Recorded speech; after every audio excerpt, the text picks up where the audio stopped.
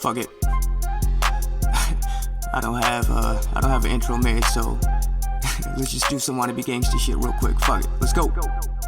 Welcome to Nahh B, covering sports of all sorts. If there's any breaking news, you know we got the report. Our one and only goal is to make this your podcast resort. Get you your favorite team updates, both on and off of the court. Breaking down everything, NFL, NBA, MMA. Not much a soccer fan, but might even cover Team USA. Is KD leaving Golden State? Is Jordan really the GOAT? Is LeBron comfortable in LA? We'll keep the team afloat. If GSP fights Khabib, will he fight him toe to toe? And a Wilder Fury rematch, who's always gonna go? We'll cover everything and anything you wanna know. Whatever it may be, we'll break it all down on the show.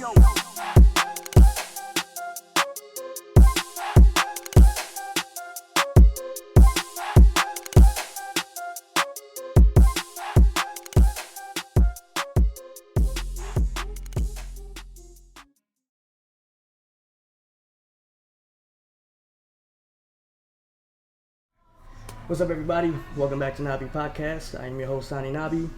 Today is a very special day. I'm doing my first sit-down interview with a fighter, and my guest is my longtime friend and teammate, my brother Geoffrey Then. Man, how are you doing? Good. Feeling good. Good, man. For those of you who don't know, I've known Geoffrey for over 15 years now, since 6th grade, and to even mention the changes I've seen him from 6th grade to now, it's miraculous. Geoffrey was easily the smallest kid in school in 6th grade, and I thought I was the smallest kid in school. Shit, I didn't hit 5 foot till my junior year in high school. I thought I was the shortest kid ever until I met Geoffrey, and I was like, yes. Yes.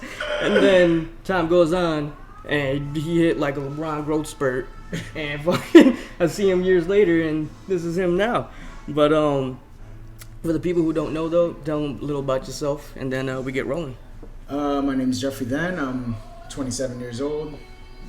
Born in the Bronx, but raised here in Connecticut. Moved here when I was nine years old. I compete professionally in kickboxing, boxing, Muay Thai, MMA.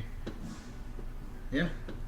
What do you do besides combat sports? What do you do for a day job? I work at Ability Beyond. I work with mentally disabled guys. I do overnights over there now. Been with them for about going on 6 years now.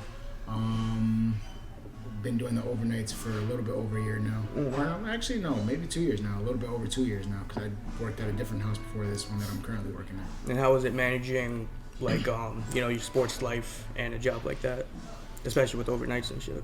I mean, lack of sleep sucks, but the overnights definitely make this whole training thing a lot easier. Oh, yeah? Yeah, definitely. Because, so you can just train throughout the day. Exactly. I go home, sleep for a little bit, train, sleep, train, When you say sleep for a little bit, how much sleep do you get a day? So I get out at 7 a.m. I'll go home, sleep till 9:45, go to the gym, train for a little bit, go back home. So you're just taking power naps? Yeah, all throughout, little power naps throughout the day? Yeah. Fuck. That's fucking brutal. Sleep. Yeah, but that's only, so it's Sunday through Wednesday, then Thursday through Saturday. So Thursday through Saturday, I'm able to get my good sleep in. I got you. Knock out for 8-10 hours at a time, I could not fucking manage that. Also, before we get rolling, want to give a quick shout out to my sponsors, TK's. That's actually where we are. Amazing food, amazing staff, like I always say. If you're ever in the Danbury area, come by. Look at these chili cheese fries. Come on now. I know, he's mad as hell right now. Hell yeah, But I thought we were actually going to have a little feast, and he was going to eat a little something too. But apparently Geoffrey let himself go on Thanksgiving. So he's got a little more weight to lose than expected. But we're good. I'm drinking a beer. I'm drinking enough beer for the both of us. He's drinking water. But I just want to give a quick shout out to TK's. Thank you for letting me host here. My spot always gonna be. But all right, let's keep it rolling. Like I said, I've known Geoffrey for a long time. Met him in 6th grade, and way back in 6th grade, from what I remember at least, you never really showed an interest in fighting. From what people saw at least. What really put you on that path to become a fighter from then to now? When was it and what was it? To be honest, it was high school. I did a little bit of karate when I lived in the Bronx. I did a little bit of karate over there. My dad put me in karate when I was young. I got like a green belt. I don't even know how many belts I had before that. I had a green belt though. Did that. Then I actually did Tiger Showman's for a little bit over here when I moved over here to Connecticut too. When they used to be over there on by the mall. Then obviously UFC started becoming a thing. I was watching UFC, and initially I went. I mean, it was the summer before our junior year. It's like right before I hit that little growth spurt. It was in junior started year? Training, yeah. Okay. Started training, and then lost all the fat. I was like 4'9", like 140, 50 pounds. I was chunky. As a freshman? Yeah, like freshman. Holy shit! Yeah, had some nice God tits damn. on me. So yeah, watching just UFC online, I actually went for the jiu-jitsu initially. I went there because I wanted to train the jiu-jitsu. So I went there for the jiu-jitsu. We saw that. I went there with my buddy Mike Maldonado. Yeah. The shorter dude, right? Yeah. Well, no, Maldonado. Maldonado. Yeah. That's how I describe Mike. Yo, shout out Mike, dude. You a beast, dog. So we went. This is his sophomore year, my junior year. We went to American Top Team in Danbury. Went there for the jiu-jitsu initially, but we did everything. We did the whole MMA class, the kickboxing. There was a Muay Thai and a kickboxing class, and honestly, that's where I fell in love with the stand-up. I got my blue belt in jiu-jitsu in 2010. I'm still a blue belt. I'm still a white belt. I dropped the jiu-jitsu for a long time, and then was just doing the kickboxing and the Muay Thai. And that's what I really love, the stand-up portion of the fighting. I got you. Yeah, dude. I thought it happened like right in freshman year because, as you know, like right after middle school, I disappeared. I got sent away for a couple years, and I was just, away from everything. And when I came out 2 years later, it was junior year. So that's when I saw you. I finally got allowed back on MySpace and shit. You know what I mean? So I go back on MySpace and I see your picture. You're like all bloody and shit. I'm like, that's a weird thing to flex. I'm like, that's a weird flex for Geoffrey. Like, you get into a car accident and he's gonna put it as a display picture? Like, what the fuck? And I click on it and I'm going through the pictures and I see pictures of your amateur bouts and shit. I'm like, get the fuck out of here. Like, you are lying. And come to see, dude was getting his amateur record up, became a fucking beast kickboxer, and here he is now. I would have never, ever in my fucking life would have expected that Geoffrey would have been, he would have grown up to be a fucking professional kickboxer and shit. That's fucking crazy, dude. But, what was I gonna say? Oh yeah, that was that. So describe your experience when you first got into it, and what would you, the Geoffrey of now, tell the Geoffrey first starting off? Like, what would be the advice you would tell him if you had a chance to? The tough guy shit needs to go. So as an amateur, it actually, I was gonna say, we're gonna have to cut this part out. I was gonna say that, the tough guy shit is no good, but as an amateur, it worked out for me. I did have a pretty good amateur record. I was 12-4, and 2 of my losses that I did have, I fucking actually won. They fucking robbed me. So I'm trying to think, what would I tell myself as a kid?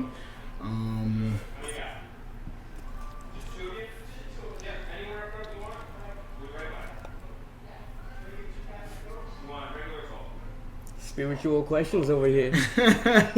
Stumper. I don't even know, to be honest. I'm pretty happy with how I went about my amateur career.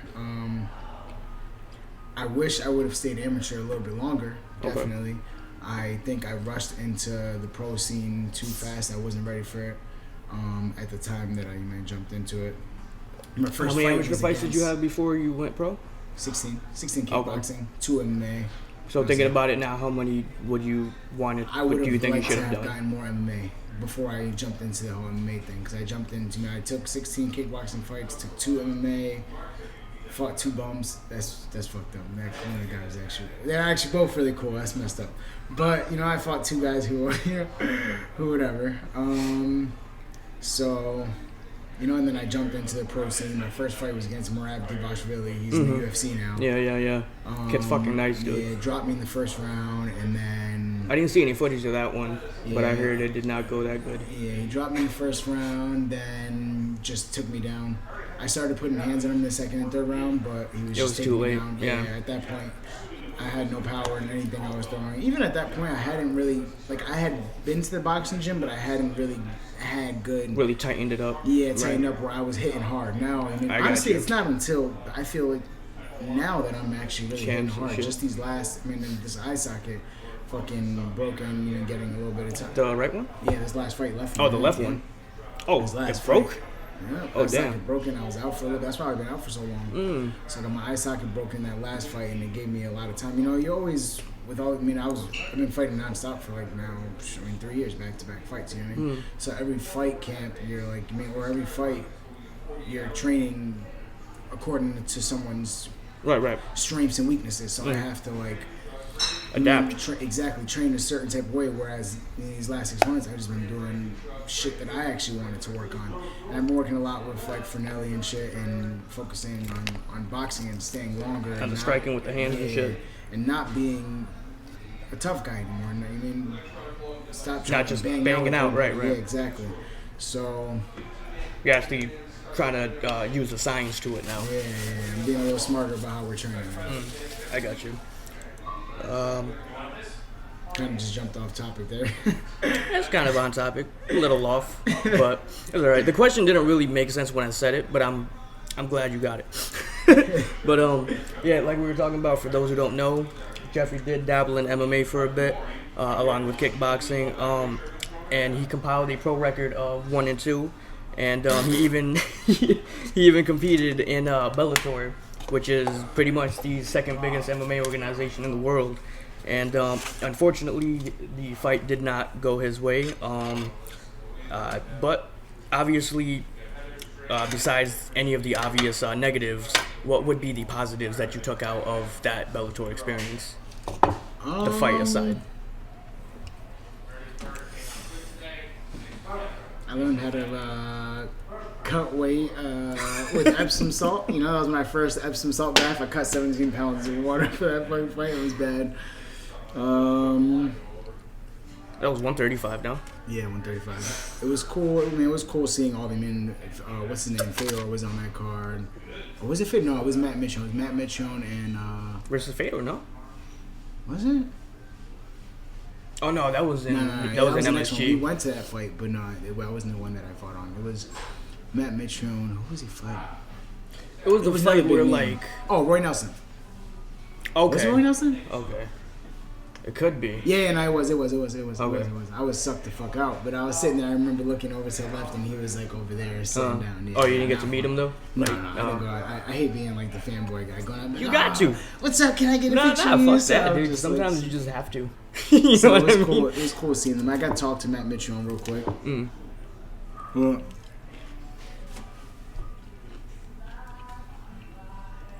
yeah, Bellator wasn't a good experience for me.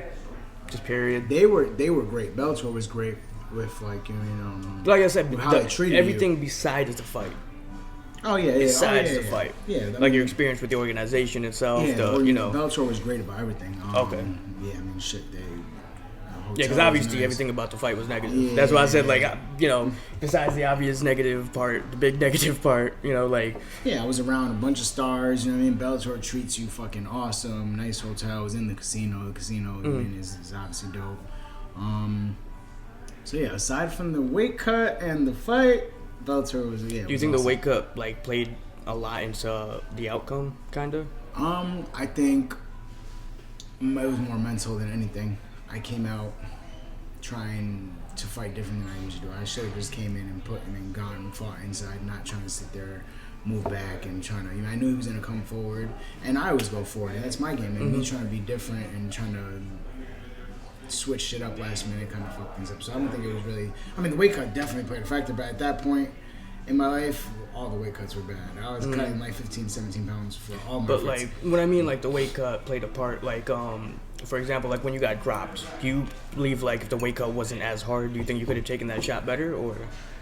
Maybe. I mean, honestly, yeah, probably. That's what Dude, I'm cutting now. I'm cutting like, I don't cut more than like 5-7 pounds now for any of these fights. And the fucking Like on fight week, you mean? yeah, like or like the day before, like you know what I mean? Oh, Like, I got you. before, in terms of water. Just when it's time to cut. Yeah, Like, so really time to cut. For that fight, you mean, dude, I weighed in at 135 versus my Kimbo. I was like 135.4, something like that. The next day, under dude, 135. So they told you at Bellator, like, oh no, if you're like over 12 pounds, what you weighed in, the fight's over and they're not gonna let it go. Dude, I stepped on the scale. That's bullshit. Seriously? Bro, I was like 158 when I stepped on the scale. The doctor looked at me and Benny and he just shook his head out. Benny was with me. Benny wasn't in my corner at fight, but he was with me for the doctor. And my coaches were actually there at the moment. But he walked me to the doctor. They were checking my weight the day of the fight.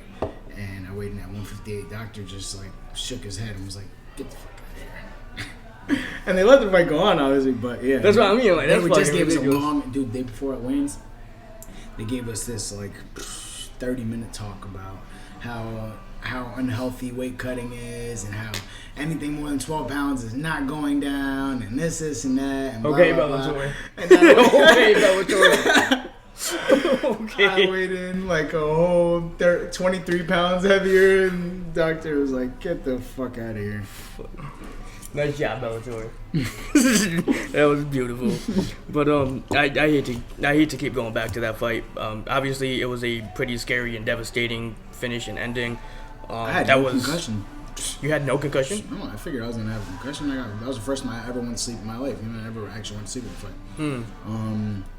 And yeah, I went to the doctor, nothing. Yeah, it's fine. So no shit. No shit. It was just that fucking moment. Mm-hmm. Motherfucker. But yeah. I think it was getting slammed in my neck. You know what I mean? Because it wasn't even the head that really got that took that much.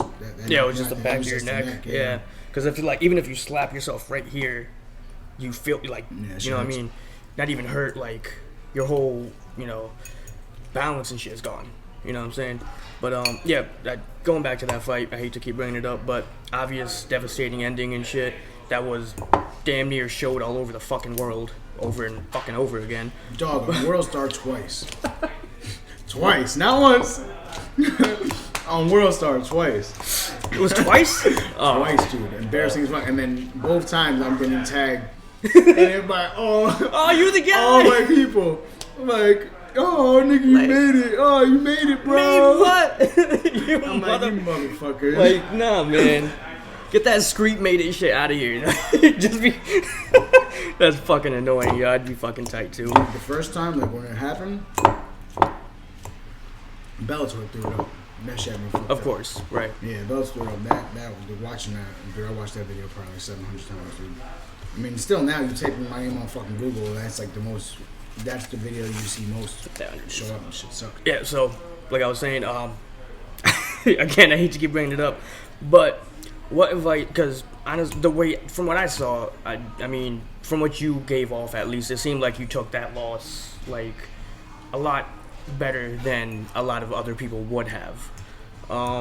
At least that's how I seen it. You probably dealt with a lot of inner mental shit about it, but the way you made it seem was that you handled it really well. What advice can you give any upcoming fighters that may go through that same experience and how they should handle the aftermath?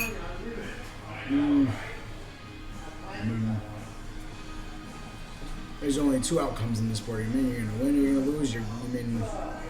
Chances are you're not about to win every single one of those fights, so you got to be ready for gotta be prepared. Yeah, exactly. And if you really love the sport, win or lose, you're gonna go in, you're gonna keep doing what you gotta do, keep working hard to get that win next time. So just use it as a learning experience, pretty much, exactly. and just move on. I got you. Excuse me. So we actually trained together in two different gyms, American Top Team here in Danbury, and now Champs Boxing. We don't have to discuss the first gym, but how did you get your whole partnership with Champs going, and when did you really realize that this was now your new home? So, shout out Champs, by the way. That's another one of my sponsors. Hey. So I was training at Glover's gym back in 2014, and then Fernelli Senior and Fernelli Junior would come in and train every so often. I started training with Fernelli Jr. on the side before one of my upcoming kickboxing fights. Then I went in there, and I had known Benny from back in the day because I used to go there cross train with Santos back in the day. Right. Had fights coming up, and Benny was always good to me. So saw him there a couple times when I was like going there for sessions with Finelli, and started doing all my stand up there pretty much. At the time, I was still training Muay Thai in Stanford, at Estevez Muay Thai.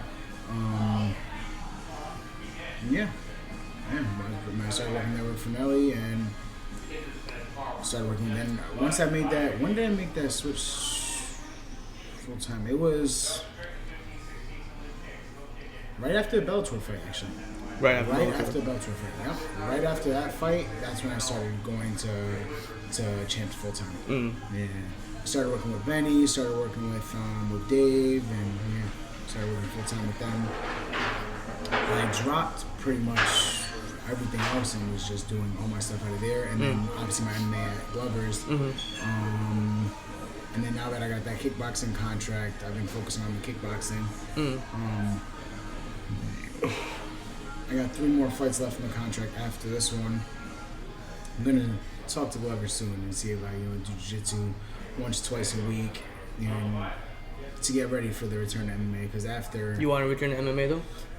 Not that I want to do it full time, because I really do love the kickboxing. The boxing, I kind of want to stick to stand up, but I'm not about to go out with a 1-2 record. I got you. I feel you. I got to go in there and fix that. At least 3-2. You know what I mean? Got to go in there and fix above that. 500. Yeah, I feel you. Yeah. So after that, I'll probably stick to. I mean, we'll see. Who knows? I love fighting. Yeah, you never know in this fucking sport, right? In the sport of combat sport, in the world of combat sports in general, shit can happen overnight, and you just never know. You know what I mean? Yeah. I love fighting. Like, who's to say, like, with that fight with Kimball, that fucking knockout, you know what I mean, boosted his shit, like, out of nowhere. You know what I mean? Who's to say you don't drop a motherfucker on their head your next MMA fight, and then boom, you know what I mean? Then the odds are on you, and of course, you would want to keep going with that. So, yeah, I feel you never know how shit plays out with that. I got you with that. All right, we're on the last 3 questions. So, I kind of had to force Geoffrey to do this. With the last 3 questions, we got some of TK's hottest wings on the menu. I don't know if you can see it, but they're called the Bushwhacker, and they're fucking brutal. I've only had them once, and I swear I was dying that night. But and there was no one there to save me, so if I did die that night, I would have been gone. But so for these last 3 questions, we're each gonna have 1 wing each, and get through this interview and see how that goes. But alright. I'm gonna get a refill and get myself a water because I'm definitely gonna fucking need that. Okay, we're back. So, with the last 3 questions, like I said, we're gonna eat 1 each and try to get these questions done. Alright. Choose your wing. This dude's gonna choose the meatiest fucking one. He's fucking out of his mind. He's cheating. He's cheating. You see that? He's dropping it in his vinegar dressing and shit. Alright. Cheers. Cheers. Oh, whoa. Woo! Oh, man. Oh, fuck. Oh, alright. Okay. Today is December 6th, 2019. For those of you who don't... Oh, fuck. Fuck. Oh, that tastes like poison, dude. That's fucking terrible. Alright, I got this. Fuck. Alright. Today's December 6th, 2019. Oh, and for those who don't know, Geoffrey has an upcoming fight in 2 weeks on December 20th, Friday Night Fights, which will be broadcasted on UFC Fight Pass. Fuck. What can you tell us about that event? And do you know anything about your opponent that you could kind of tell us about? Sergos Mikios. He's actually from Connecticut. Oh shit. Yeah, I trained and sparred with him back in or not trained with him, but he came to cross train at the time I was at the Cage in Rocky Hill. He was at Thornton's, where he's actually at now. He a pressure fighter like myself. Heavy in the legs, leg kicks, likes that right low kick. Dude, that shit is hot. You got this. You got this. Yeah. He's a pressure fighter. He doesn't move a lot. He's in and out. He's straight forward and back. Not talk shit. Not talking shit, but No, I'm laughing because I'm like, I see you trying to hold it in. yeah, I'm starting to get hot, bro. He he moved to Thailand for a little bit. He was training at a Thornton's. He moved to Thailand, then moved to Greece, and moved back here now this year. We were supposed to fight. We had talked about fighting last year before I fought Eric Luna, the guy who broke my fucking eye socket. Cool dude, by the way. Eric Luna, he's a really cool dude. Actually fought him back in 2014 in a tournament. 2013 in a tournament. Damn, maybe even before that, actually. 2012, 2013. Fought him in a tournament. I lost him then too. Friday night fights. Friday night fights, yeah, I fought him in an amateur tournament. What could you tell us about the event? Like the main fight, the main event, and any other like featured fights. Main event is actually Eric Luna, guy I lost to. I can't keep editing this, Jeffrey. No. So the main event is actually is Eric Luna. He's fighting. I think his name's Mueller, Joseph Mueller, something like that. He's Lion Fight. He's fought Lion Fight a bunch of times. Okay. Traditional Thai guy. They both kind of, or actually no, Eric Luna's not traditional at all. He trains at AKA Gym. He's he does the traditional Muay Thai, but he mixes it up. Yeah, DOS, and then they just announced another guy today. I don't remember who though. Oh, they just announced it? Yeah, today. Oh, damn. Yeah, I mean the card. I want to eat the second wing just so I don't look like a bitch on camera. But, dude, I know this is going to set me over the fucking edge. My bad. Keep going. That's pretty much it. That's the only, to be honest, only guys I really remember on the card is myself and Eric Luna. Okay. After this fight, what are your plans moving forward? And what are your plans for the new year in general, since we're already at the end of the year now? So This is stupid. oh man.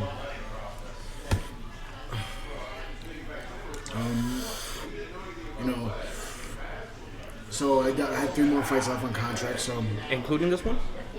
no, not including this one. Okay. So this will be. What was the contract itself? How many fights? 5? 6? Okay. So 3 a year. Or not 3 a year. That's which how I suspected it would play out.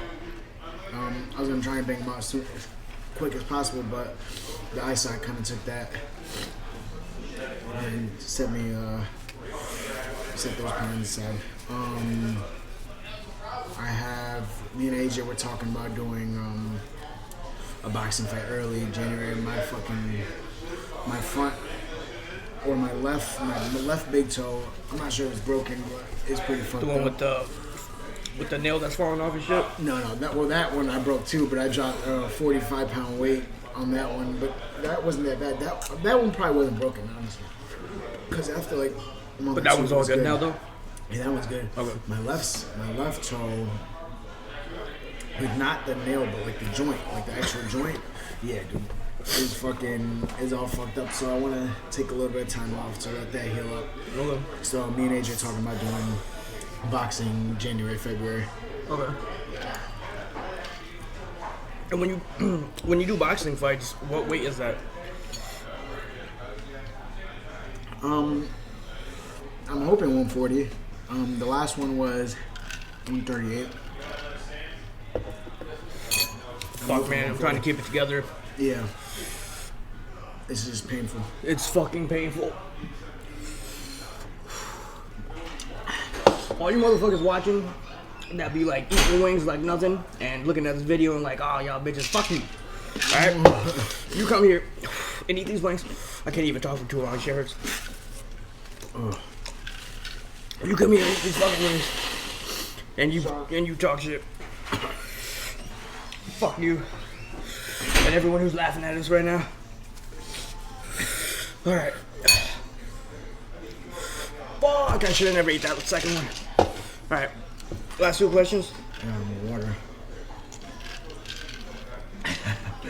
Thank you, sir. So this is a quick personal question. Just because I just want to hear your input. This is bullshit. As you know, I recently worked with bare knuckle boxing and went down and covered the event and shit. That's cool, sir. What are your thoughts on the premise of that? And would you ever consider doing it? And if you do, let me know because I can make it happen. I'm starting to fucking tear now. This is bullshit. That all depends on what the money is looking like. I don't really have an interest in doing that. Oh my god. Oh, even a carrot spicy in front. I fucked up. Because it was in there. Yeah. I don't really have an interest in bare knuckle boxing, but if they were paying and a good amount, I would be open to it. They pay good. They do? They do. From what I hear, at least, they pay pretty fucking good. And that's pretty much why. Is there weight classes in that? There's weight classes? Honestly, every time I ask a bare knuckle boxer like that question, they never give me a straight response. So I don't really know, but I think so. But Jason, when he just fought Artem, it was at 145. So Artem Bola? Yeah. Really? I didn't know you did. Yeah, that was the event that I went to cover. Oh. Now these guys obviously get opened up a lot over there, huh? Like cuts? Yeah. It all depends on how you fight. Really? Did you see the first fight between them? It's all stand up too, right? There's no going on the ground. No, it's all stand up. All stand up. Yeah. Like you could clinch and shit, but that's like the only MMA aspect in it is the clinching. And no knee. No knees. Okay. So you didn't see the first fight between them? I've never watched any bare knuckle. No, dude. Watch Artem versus Jason 1. It was a bloodbath. Like it was the wildest fight. They say that was fight of the year this year, and that happened in April, I believe. And both of them motherfuckers were beat the fuck up. Jason especially, he was all cut the fuck up. The longer I talk, the worse it is. I'm just chewing on this right now. But this fight, Jason went in, perfect game plan. First fight, he threw the game plan out the window and just brawled. This fight, he stuck to the game plan and just boxed him and beat the shit out of him. And Jason left with no cuts this time. Right. And worst injury he had was on his hand. He got stitches. Okay. But Artem was fucked up. They ended the fight TKO because of a cut on Artem's eye. But yeah, it's when I first dabbled into it, I didn't know how I felt about it because it's brutal. You know what I mean? Especially when you watch Artem versus Jason 1, you look at it and you're just like, ugh, you know. But the more you watch it and shit, and the more you meet the dudes, it's interesting, and I'm happy that it gives these fighters an opportunity to compete and make money doing it, you know. Right. But yeah, I found a whole new respect for it. Fucking ears are popping and shit. But yeah, if you ever think of doing it, let me know and I can make it happen. But you put the word in and let me know how much they're paying, and we might be down for it. Vince, you heard me. To end the interview, anybody or anything that you want to give a shout out to, whether it be combat sports related or not. Champs Danbury, obviously. Champs Danbury and Golden Falcon. It's been an awesome camp. Thanks to them. Also, it's been an awesome camp because of all the sponsors, getting a lot of local support for this fight. I mean, Foundation, Stanziato's, Pink Elephant, Spare Hands, Hop and Hemp, and yeah, I mean, they're making this a lot easier. I mean, financially, with, I mean, money and with like the CBD and Spare Hands with the massages. And camp has been great, and I can't thank you guys enough. Dope. But all right, man. That was the interview. Geoffrey, my brother. Thank you for doing this, dude. Thank you. Long awaited, obviously. You know what I mean? Long time coming. Thank you again for doing this. Thank you for taking the wings too. I know you really didn't. I know you really didn't want to, but if I show you, if I screenshot the message between me and him, like I literally had to force him to fucking do this. But I appreciate it so much, dude. I had a blast. I hope you have fun too. Also for those who don't know, I'm gonna be riding with him to his next fight, and we're gonna be doing a vlog episode for the whole event. His fight throughout the whole event, leading up to it. During and after the fight, however, you know what I mean, definitely plan to have some good content. So I'm announcing that now. Stay tuned for that. But yeah, Geoffrey, thank you again. Do this shit again. Oh God.